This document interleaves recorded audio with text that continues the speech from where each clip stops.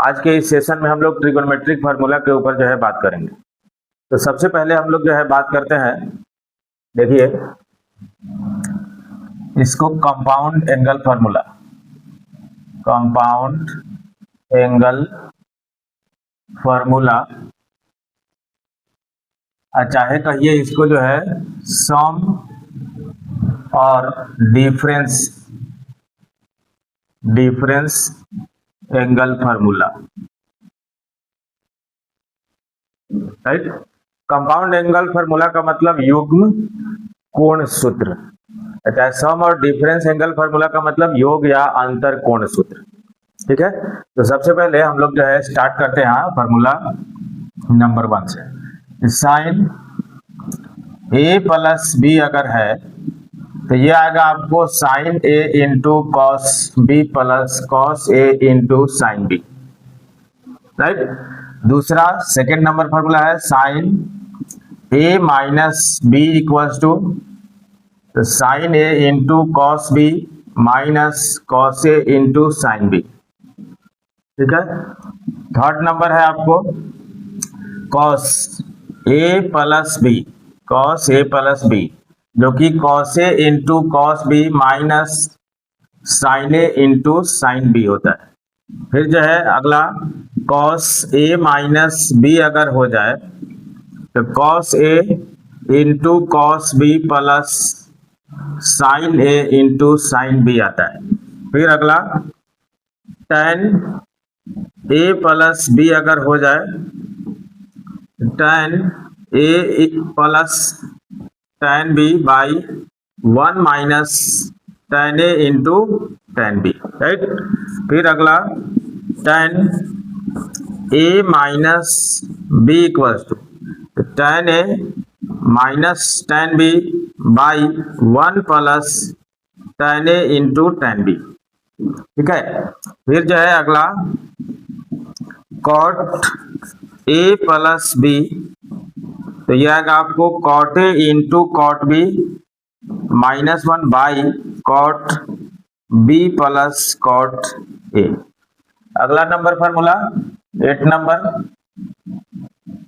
cot A minus B अगर है तो cot A into cot B plus 1 by cot B minus cot A, right. फिर जो है अगला है कि साइन ए प्लस बी और इंटू अगर हो जाए साइन ए माइनस बी, तो ये देखिए दो तरह से आता है। एक जो है sine square A minus sine square B, चाहे cos square B minus cos square A, right. फिर जो है अगला है कि cos A plus B into cos A minus B equals to, ठीक है। तो ये आएगा आपको जो है cos square A minus sine square B, चाहे cos square B minus sine square A. अब देखिए खासकर इस फार्मूला के यूज से हम लोग जो है कुछ ऐसे वैल्यू को फाइंड कर सकते हैं जो 15 के मल्टीपल में हो, 15 के गुणज में हो। जैसे एग्जांपल के तौर पर देखिएगा यहाँ पर कि साइन 15 डिग्री का ही वैल्यू आपको फाइंड करनी है। तो हम लोग कैसे करेंगे, कैसे सोचेंगे? तो सबसे पहले सोचने का तरीका क्या है कि ये जो 15 एंगल दिया हुआ है जिसका वैल्यू आपको फाइंड करना है, वो कौन से ऐसे दो एंगल का सम हो सकता है चाहे डिफरेंस हो सकता है, जिस एंगल के लिए हमको पहले से वैल्यू मालूम हो। तो यानी 15 अगर लिखते हैं तो 15 लिखने का मतलब है या तो हम लोग जो है 45 माइनस 30 करेंगे तो 45 का भी वैल्यू मालूम है, 30 का भी वैल्यू मालूम है, चाहे 60 माइनस 45 करेंगे तो इसमें से भी दोनों का वैल्यू मालूम है।